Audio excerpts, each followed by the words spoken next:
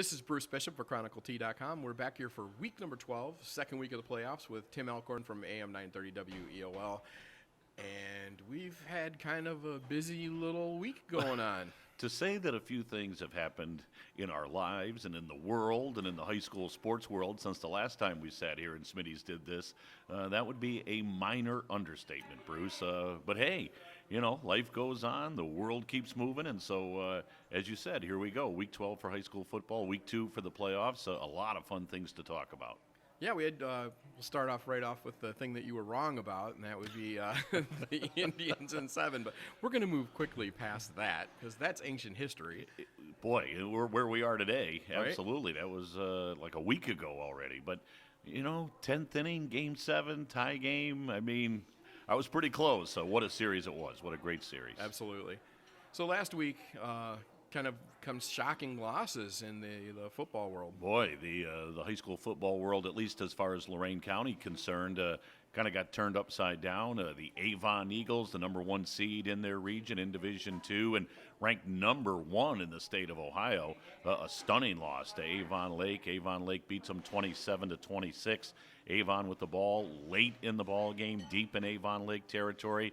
And Avon Lake's defense, to their credit, comes up with an interception in the end zone to seal the win. So a number 8 seed in Avon Lake moving on. They'll play Anthony Wayne up near the Toledo area on Friday night. We'll talk a little bit more about that later.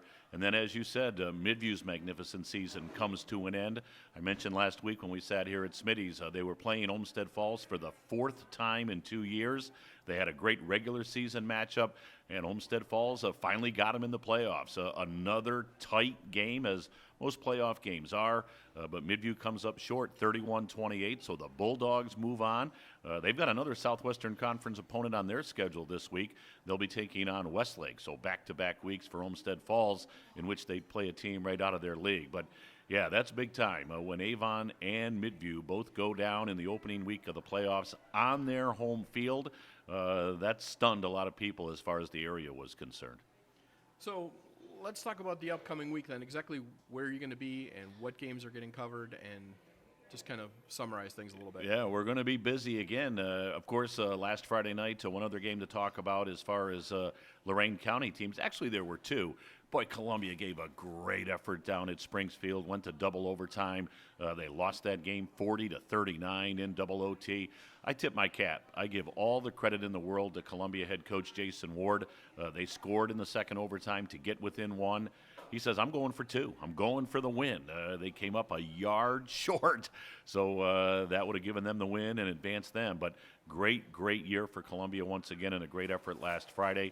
And then the other game last Friday, a Lorain team that was on their home field for the first time ever in a playoff game. First time that George Daniel had hosted a game, and Lorain came up with a big win against Olentangy Lewis Center, 34-14. We had that game on WEOL. I had the pleasure and the privilege of calling that one. 2 huge, big plays by Lorain in that contest. Zion Cross, of course, he won the state championship in the 100 meters in track back in the spring. Well, he displayed that speed on Friday night. He had an 88-yard catch and run for a touchdown for Lorain. And then their great athlete, Naz Bohannon, who's an unbelievable basketball player, but he's a phenomenal football player as well. School record, a 103-yard interception return for a score, and that kind of clinched the deal for Lorain High. So they move on this week. And for Lorain High, they've got a bit of a challenge on their hands. That kind of leads into where we're going to be this week. They take on Dublin Jerome. Now, that game will be played at Mansfield, Madison, actually. That's our radio game on AM 930 WEOL. We'll have that game Friday night on the radio side. We mentioned Avon Lake in Division II as they move on. Stream 2 game on WEOL.com and on the mobile app. Avon Lake taking on Anthony Wayne over at Sandusky High School. So we'll have that game on our stream. And then for Medina County fans that are watching this, boy, the Medina Bees, an incredible come-from-behind win last Friday night at Toledo-Whitmer. They were trailing by a huge margin in that game, came back and won it, beat Toledo-Whitmer at Toledo-Whitmer. So Medina will play on Friday night. That'll be our Medina County matchup. So we'll have Medina in action on Friday night on Stream 3, as we'll have that game as part of our Medina County matchup. And then Saturday night, don't want to forget about Black River. They kind of straddle Lorain and Medina County. They went on the road last Saturday and just pummeled their opponent on Saturday night. So Alan Young's team putting together a very nice campaign. Week 2 in the playoffs. They get ready for Canton Central Catholic on Saturday night. We'll have that game on WEOL, and that game will be played at Orville High School. So another busy weekend right here on WEOL. That sounds good. Where's your Smitty's prognostication cap? Oh, I'm supposed to put the Smitty's thinking cap Let's on? throw that thing on. Boy, I'm in the hot seat. All right, and we didn't talk about this before, so I have faith in you that you're going to be able to answer this. So we're not really getting into picking teams here, but let's just go with who do you see as having the toughest challenge getting through this weekend, and who do you see maybe kind of waltzing through it? Wow, that's a great question. Toughest challenge. Probably Lorain in Division One. They're taking on a Dublin team that's really Dublin Jerome. That's really good, very solid. They just crushed Findlay last Friday night. But you know what? I mentioned the playmakers for Lorain, like Zion Cross, like Nas Bohannon, Carlos Chavis, Aaron Huff. Great coach in Dave McFarland. Don't sell Lorain short, but they've got a real challenge on their hands. I think the really cool thing is that if Avon Lake beats Anthony Wayne on Friday night, and I will put the Smitty's prognostication cap on. I think they beat Anthony Wayne on Friday. I really do.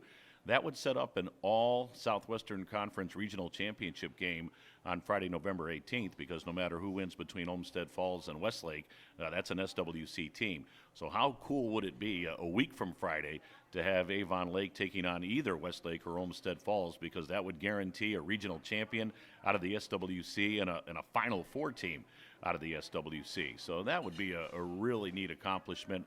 And I will say, I think Avon Lake beats Anthony Wayne on Friday night. Black River, they're going to have their hands full on Saturday. Boy, Canton Central Catholic, just one of the traditionally strong teams in that Akron-Canton area. But you know what? Don't sell an Alan Young coach team short. He'll have his kids ready to play. They're about a physical football team, as you will find. So Canton Central Catholic, they'll know they're in a game when they take on the Black River Pirates, Bruce. And then the last part of that question was, is there a team that you could see maybe waltzing through this, or are we kind of beyond the point where you slide through? Yeah, there's no more waltzing. It's like a mosh pit. It's all you're not blood and waltzing guts out time, there. right? Yeah, you're fighting for everything you can get. I mean, you've won that first round playoff game, so you have a little bit of confidence. But obviously, as the rounds go along, every team, every opponent just gets better and better. So I think the games this weekend will be very, very competitive football games, no doubt about that. So it sounds like no matter what, though, we're going to be talking about football next week still. So I think so. We're still hanging around for a little bit. It's great to be here at Smitty's. Always a great place to hang out. We're so thankful that they've allowed us to come in here for some playoff previews. So, yeah, believe it or not, Bruce, we'll be talking about a Week 13 as far as high school football is concerned. I think that's pretty cool. Sounds good to me. All right. Well, hey, we didn't talk forever this afternoon. We did this all in one take, so I call this a win all the way around. Anytime Bruce Bishop can do it in one take, we call him One Take Bruce. That's a success, because normally we're sitting here, take 2, take 3, take 6. It's not as easy as you would think, making sure that everything's turned on over here. There's 2 things that have power buttons. Right, So it's 2 things. Very difficult. 6 takes for 2 things. Yeah, well, night after the election, and we get it done in one take. So let's There we get out go. of here while we still can. Looking forward to talking football next week, and good luck to all the area teams this weekend, Bruce. We don't play it right down the middle now. We are rooting for the home teams. We become homers. So we're rooting for Lorain. We're rooting for Avon Lake. We're rooting for Black River. We're rooting for Medina. Those are the teams that we want to see win and move on to a regional championship game next week. Westlake, Olmsted Falls, they're both in our area. So, hey, best of luck to both teams in that one. All right, Tim. We'll see you next week. All righty, Bruce, thanks. Thanks.